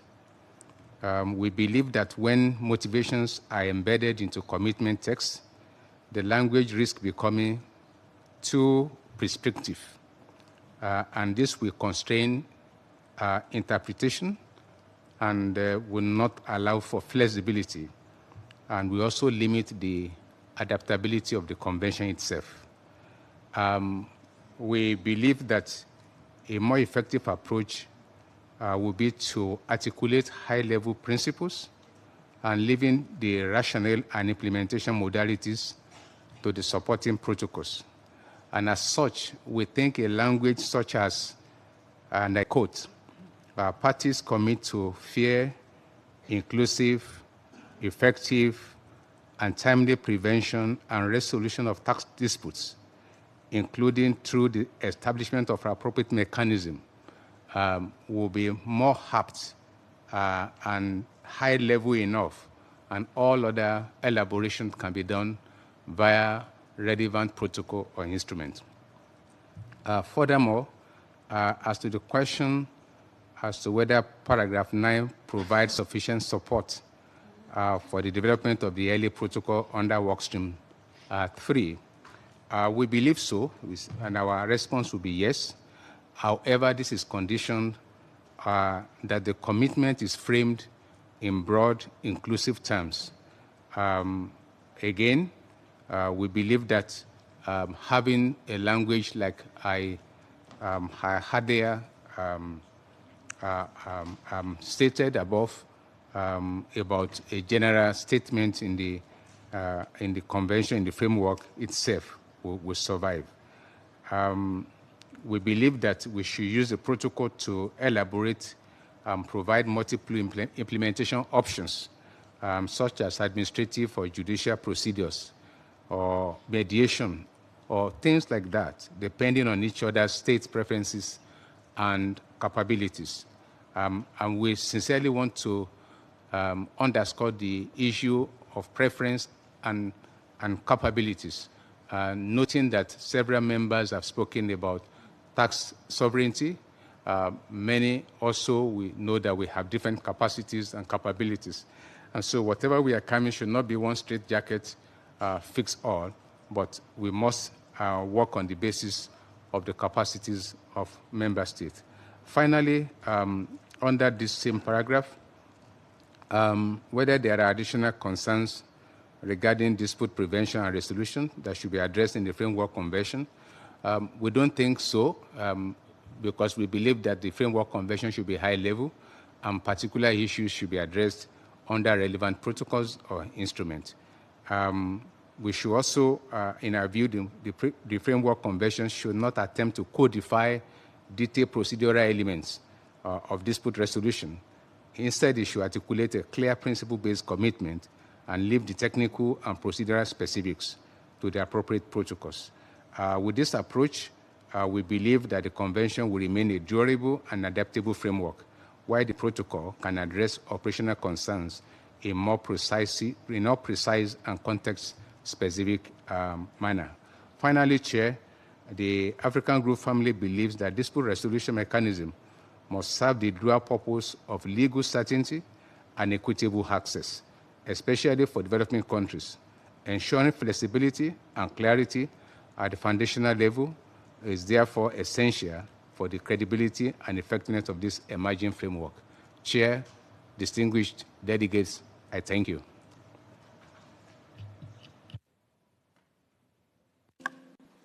Thank you. Distinguished Delegate of Singapore, followed by Saudi Arabia. Thank you very much, Chair. And thank you again for the presentation and for guiding us in this discussion.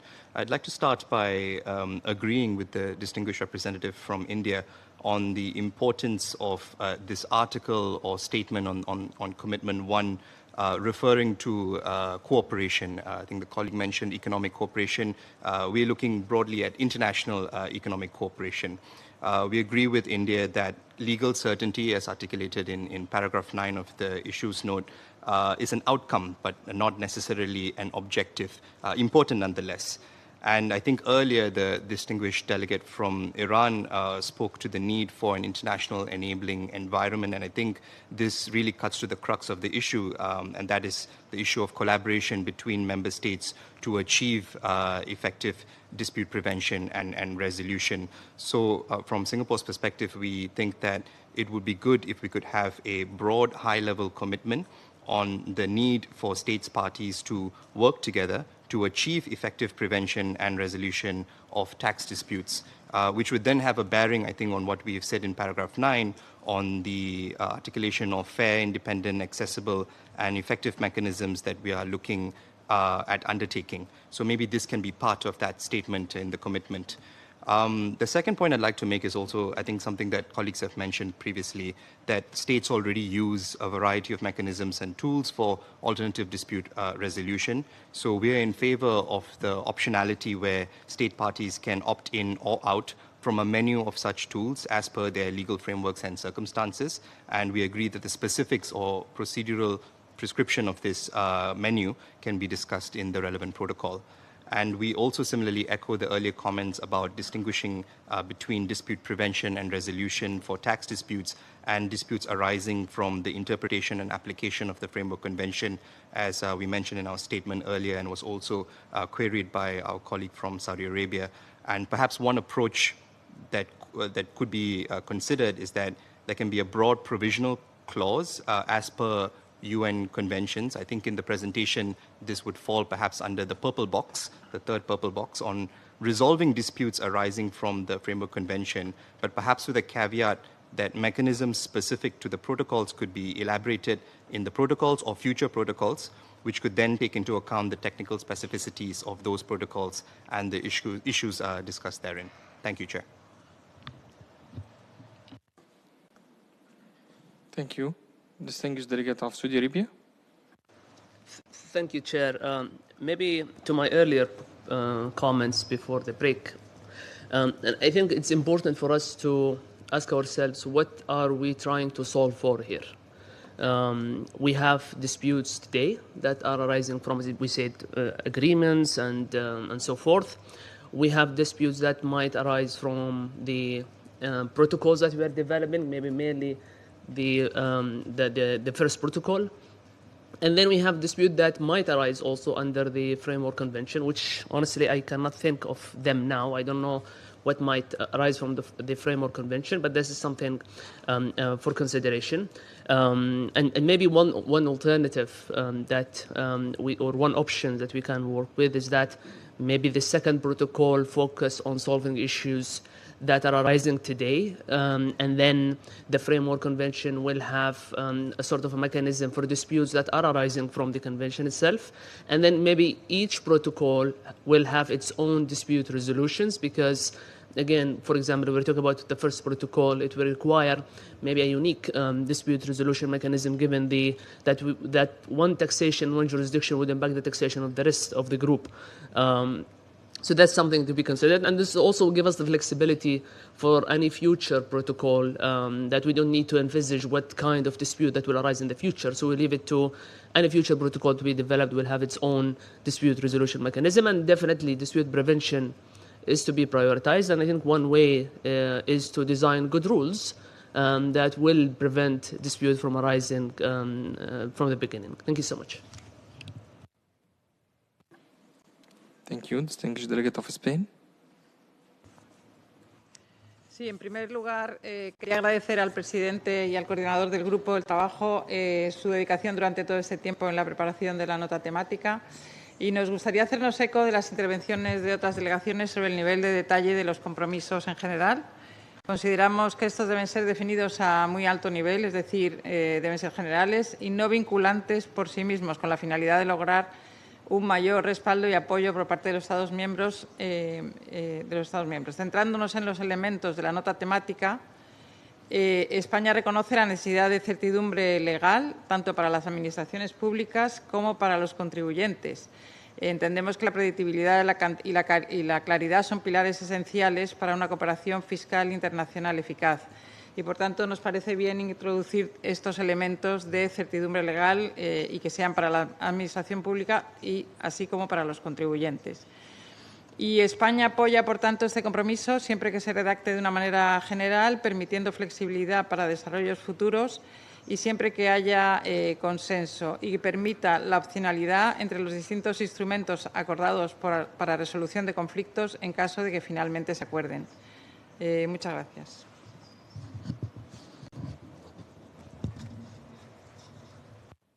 Thank you. Distinguished Delegate of Cameroon, followed by Iran. Thank you, Chair, for giving me the floor. Cameroon aligns totally with Nigeria, and I just have a few remarks or maybe observations to make. We welcome the focus on effective prevention and resolution of tax disputes. However, we think we must be unequivocal. Commitments that do not translate into enforceable, balanced mechanisms risk perpetuating the very inequalities this convention seeks to address. Now, we talked about the concrete legal safeguards. The elements, I think, under discussions must go beyond aspirational language. I think they must be very clear. There should be enforceable safeguards that protect the interest of all member states, particularly those with limited capacity to navigate complex international tax disputes. While we recognize the importance of the legal certainty as presented in the slides for cross-border trade and investment, legal certainty alone is not sufficient.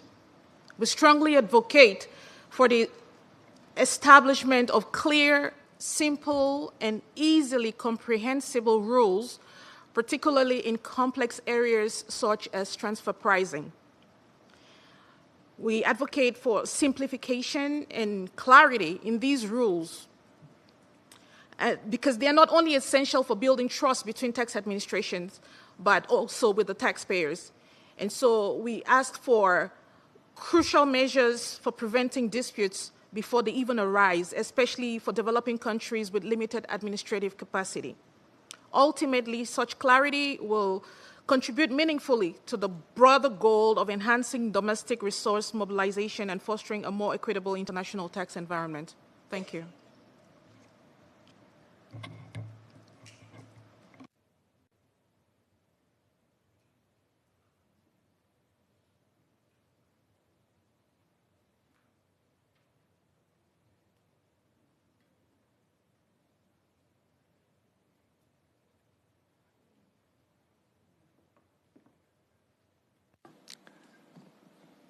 Distinguished Delegate of Iran. Thank you, Chair. I thank the delegation of Nigeria on behalf of the African countries. The issues that their delegation raised are among the many developing countries' concern. But I also take the floor to highlight some issues directly or in the answering to the question. And then I started with the issues that my colleague from India and also Singapore mentioned about the about the somehow about the scope, scope, and then about the investment, and then transparent reactions. And then my delegation believe that we should not dilute the scope of the dispute, especially in this important process.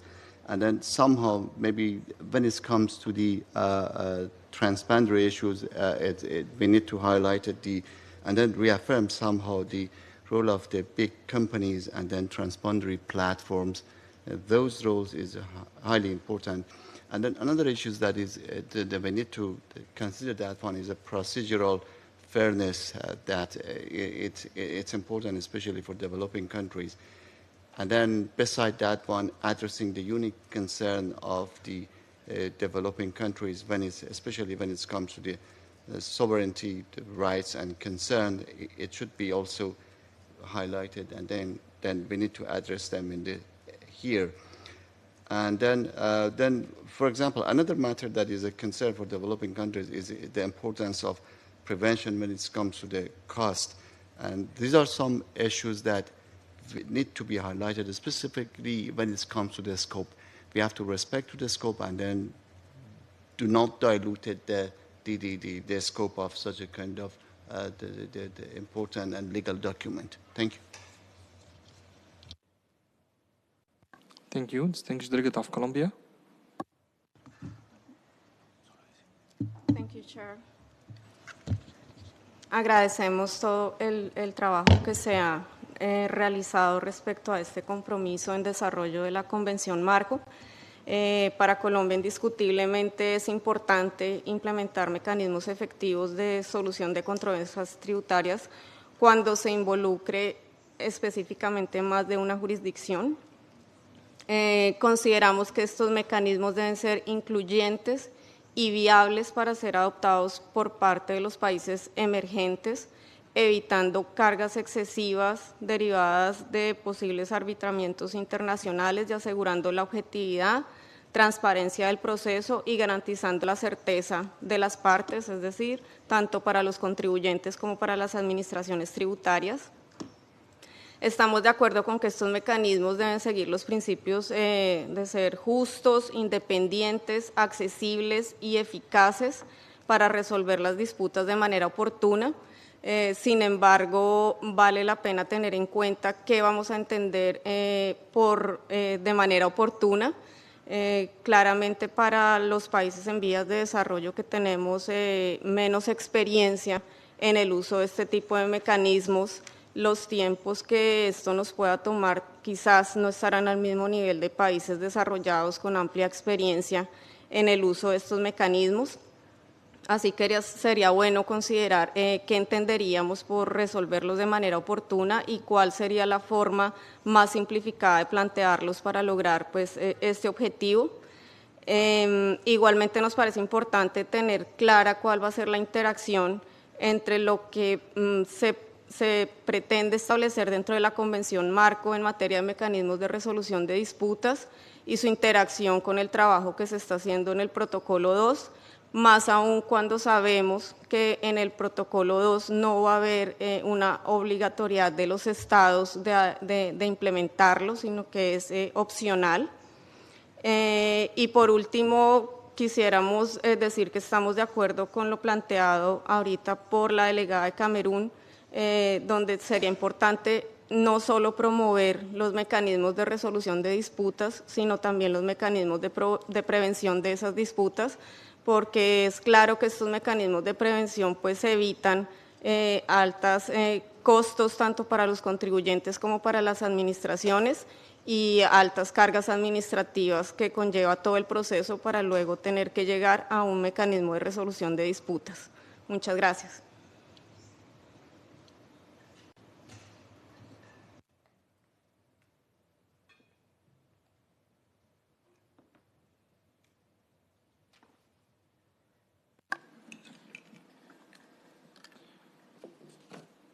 So I see no more requests for the floor from member states.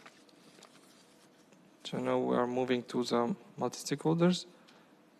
So the floor to the representative of Global Initiative for Social Initiative for Economic, Social, Culture Rights. Please go ahead. Yes, thank you, Chair. I speak on behalf of the Global Initiative for Economic, Social, and Cultural Rights. Current cross-border tax dispute mechanisms are fragmented, costly, and skewed in favor of those with the most resources, often in detriment of countries in the Global South. Business as usual, quite simply, only favors profitability for historically benefited nations and corporate actors at the expense of global majorities. This convention requires actionable commitments from the outset. A commitment to adopt unitary taxation would inherently reduce disputes by simplifying the allocation of taxing rights. Additionally, the Convention should establish a transparent and inclusive mechanism under COP, ensuring developing countries, including those with smaller networks of tax treaties, have equal access to a fair process. The rising complex cross-border tax disputes has highlighted the inadequacy of systems like bilateral arbitration, mutual agreement procedures under double taxation agreements, or APAs.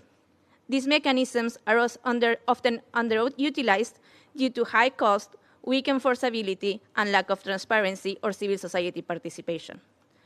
In some cases, corporations bypass them altogether, resorting instead to investor-state dispute settlement mechanisms that favor commercial interests over public ones. The goal should not be to simply fix these procedures, but to confront the structural roots of conflict. This includes things like revisiting the arm's length principle and replacing it with less litigious solutions like unitary taxation with formulary apportionment, and enhancing multilateral cooperation to reduce disputes at the source, while safeguarding fiscal sovereignty. The commitment and protocol on this topic are an opportunity to create a truly inclusive, fair, and effective system. We need a dispute resolution framework that strengthens national capacities, that is simple, that has safeguards against investor-state arbitration and avoids unnecessary litigation. We should also avoid creating a patchwork system full of optional mechanisms. We also need to make sure that developing states have the resources necessary to pay for the legal counsel, accountants, and capacity building that these sort of specialized mechanisms demand. Without ensuring sufficient and accessible funding, without any conditionalities, all dispute settlement mechanisms, regardless of its form, will perpetuate pre-existing inequalities and an unlevel playing field. Dispute resolution is not just a procedural matter. It's essential to the legitimacy and effectiveness of the entire convention. A mechanism that excludes the voices of the people affected, that fails to consider the impacts the current system has on the state's obligation to realize human rights and their ability to finance sustainable development, is simply not acceptable. I would like to finish by saying that at civil society, we are ready and available to support this process with evidence, with analysis and expertise from every region and from every angle. Thank you so much.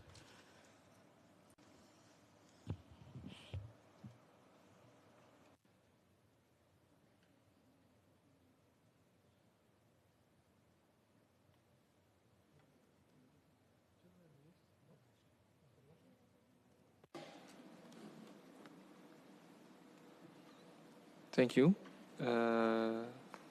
Representative of Children and Youth International. Thank you, Chair. This is a joint statement delivered on behalf of the Major Group for Children and Youth. My name is Jaewon Choi, and I serve as the semantic focal point for tax for the FFD Children and Youth constituency for the Major Group of Children and Youth. MGCY serves as the designated self-led youth constituency for young people, engaging in over 50 intergovernmental and more than 200 multi-stakeholder processes. With the membership of over 20,000 youth organizations across the UN system on topics ranging from climate change, humanitarian affairs, human rights, to migration. Chair, as this is our first statement, allow us to make some overall comments. First, we expressed our concern that yesterday's afternoon general discussion segment was abruptly cancelled. The valuable opportunity for specially accredited organizations to participate was taken away, as the organizations were not able to receive badges yesterday. Second, we call upon states to build a convention that is inclusive for all stakeholders and rights holders. For the commitment of sustainable development, especially in all social dimensions, we call the committee to directly include children and youth, not as beneficiaries of domestic public resource mobilization, but as key rights holders and decision makers that shape relevant national and international policy.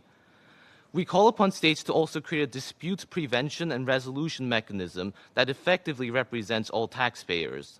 This includes marginalized groups like rural communities and young entrepreneurs that often do not have adequate information or resources to access any relevant mechanisms to resolve tax disputes. Finally, building on the successful models like HLPF and FFD4, we request that stakeholders are allowed to intervene actively during the discussions, interspersed with member states rather than at the end. Distinguished colleagues, Mr. Chair, children and youth remain committed to bringing active and valuable contributions to this committee.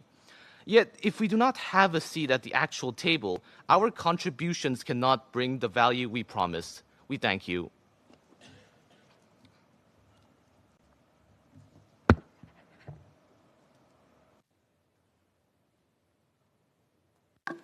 Thank you. ICC Pakistan.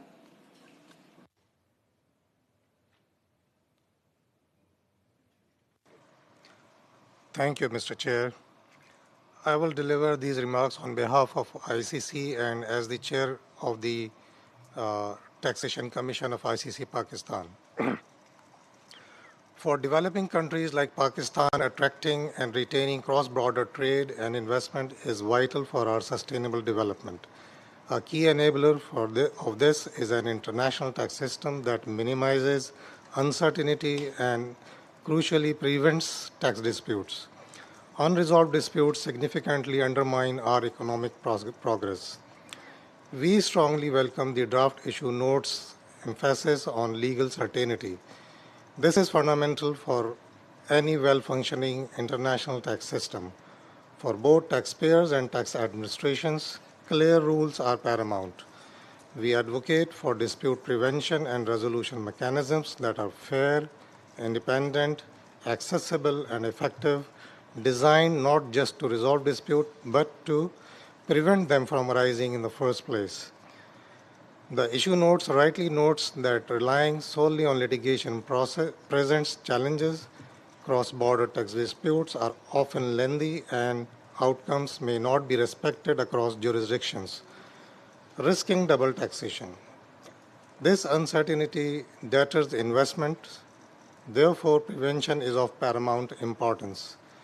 Practical tools like early APAs and cooperative compliance that has already started to be successfully implemented in many developing countries deserve broader implementation.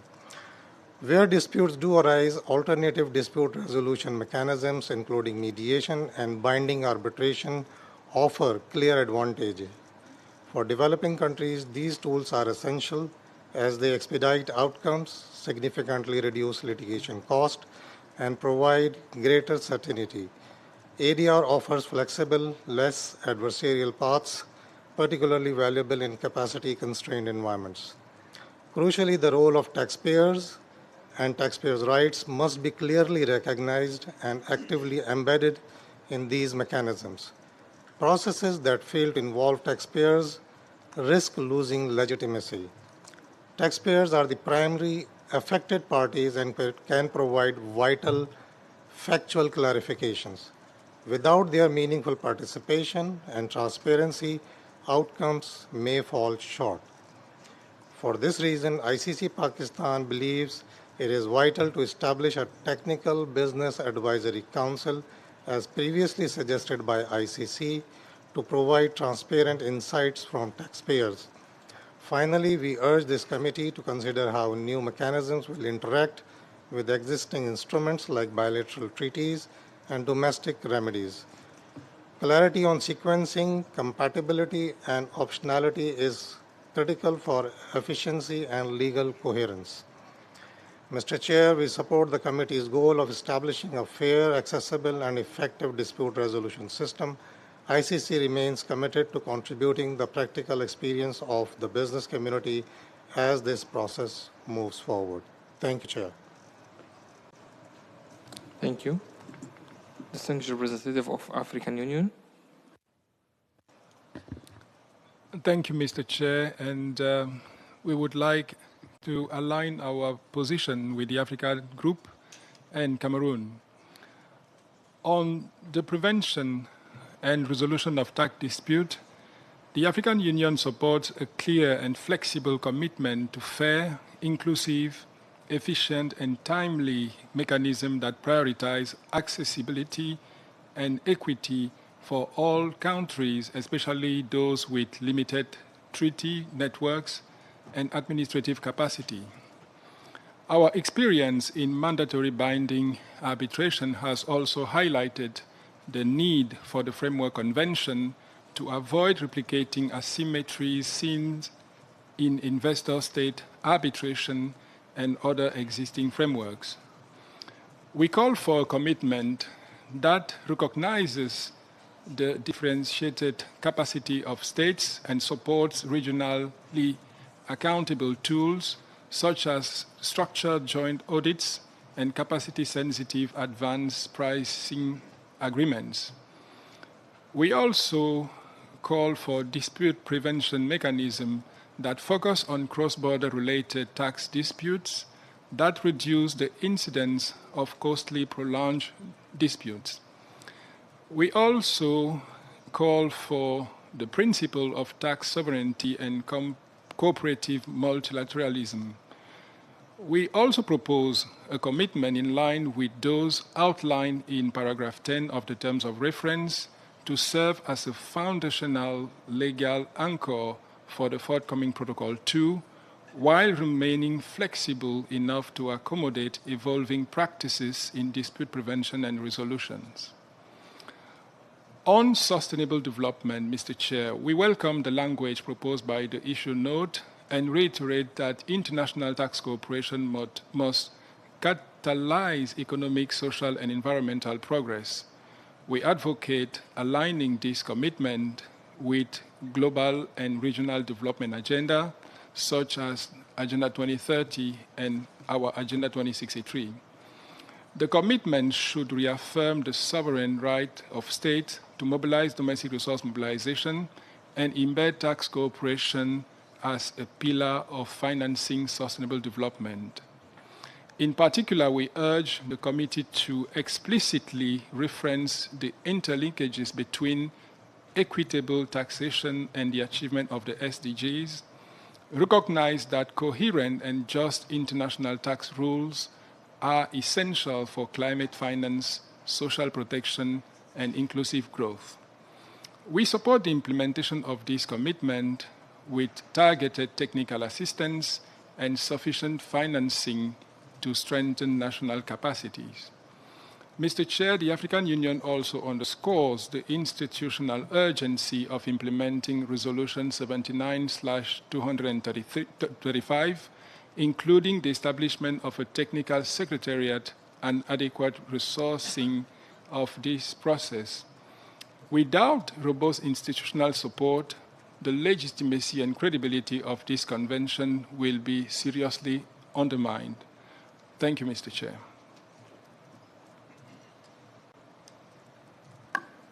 Thank you.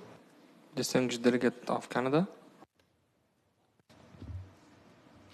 Thank you, Mr. Chair. Apologies for coming in so late, but I've been reflecting on kind of what can be added to the discussion and bringing us back to the questions that we see on the screen. Let me say first, I think Canada is in agreement with the vast majority of interventions we've heard in supporting a high level and flexible commitment. And as such, we're generally supportive of the direction of the work on this very important commitment, and generally support what is covered in paragraph 9 of the issues note. I think questions that we have not resolved, and I query whether they need to be resolved, is the scope of the commitment being, are we also making commitments in respect of purely domestic disputes related to international transactions, or are these commitments related to when we have cross-border disputes with different treatment in different states, and I think that's something where we did have some discussion in the work streams, and I'm not sure that there was a conclusion, and I think there was some call from some states with being interested more domestically how they could institute prevention and resolution. So I think a broad drafting in that respect could be helpful. And I think the next question that's important is, you know, have we scoped it broadly enough to provide support for the early protocol? I think, in my view, the answer is yes. For me, though, it then raises another question in terms of, I think we've linked here this commitment to the early protocol, but I don't think we've yet had a discussion about the link to any other aspects in the convention, and I think it would be helpful also to have some understanding of the linkage and interaction with other aspects of the protocol, other aspects, I'm sorry, of the Framework Convention. And in that respect, I note there are the provision on exchange of information, potential provisions on review and verification, data collection and analysis. And it's unclear to me whether there's any intended linkage there. In fact, there's a lack of clarity for me in terms of what would be covered under at least the latter two of those topics. So I do think that that would be helpful. I think a last comment, it's a little unclear to me, although I think it's okay to scope broadly enough how this process can impact, how a commitment on effective prevention and resolution of tax disputes can deal with a situation where there is no agreed common legal basis between the parties. So that would be where we don't have a dispute resolution process to resolve a dispute in respect of a protocol to this convention to which both states have signed up to, or a case where there's some other form of a common legal basis, a tax treaty. So it's a little unclear to me how we would have a dispute resolution process to resolve an issue where there's no common legal basis. Thank you.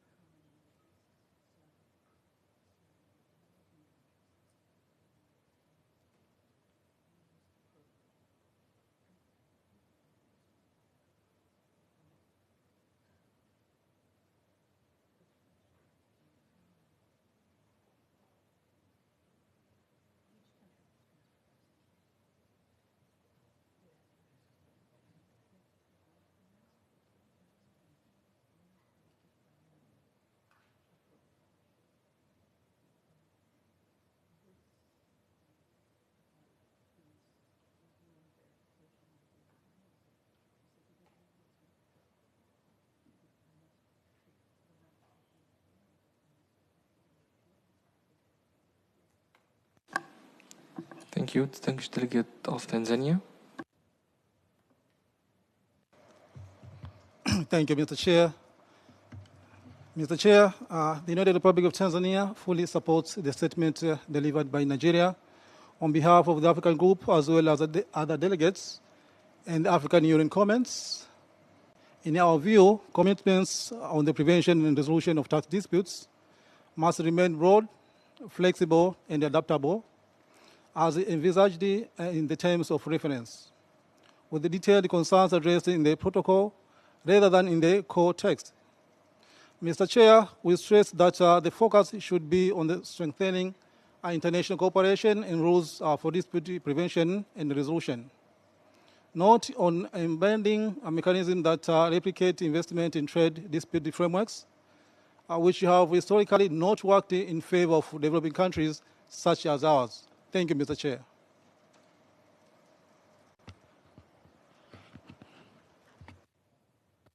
Thank you. Distinguished Delegate of Jamaica. Thank you very much, Chair. We support the intervention by India and Canada on the issue of the issue note providing greater clarity on the how disputes under the convention itself are going to be addressed. We appreciate the inclusion of the reference to Workstream 3 and Workstream 2 in the issue paper, but I think, well, it was our understanding that there would be addressed in the Framework Convention how disputes arising under the convention itself would be addressed. And so we believe that that clarity is needed in the issue note. Thank you, Chair.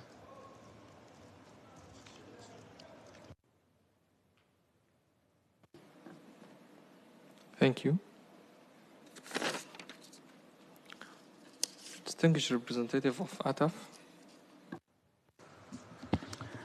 Thank you, Chair. And the African Tax Administration Forum would like to support the statement delivered by Nigeria on behalf of the Africa Group, the African Union, and others.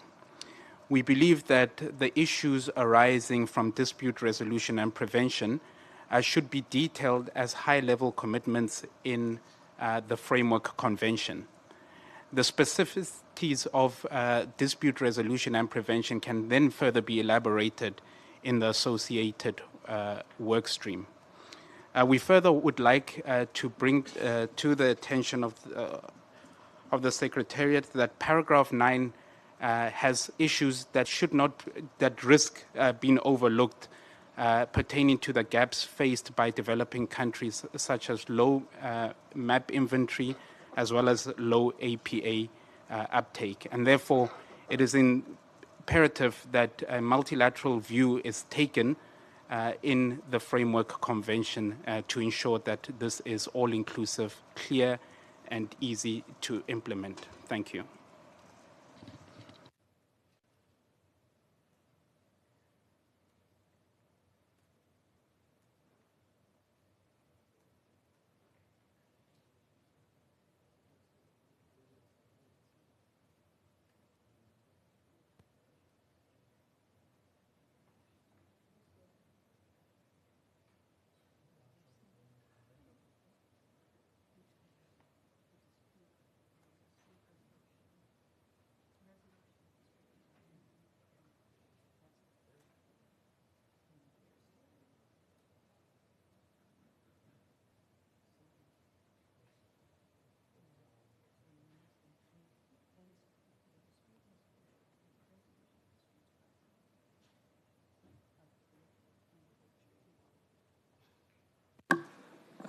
I see no requests for the floor, either from member states or multi-stakeholders. So by this, I think we reached the end of today's session, morning session.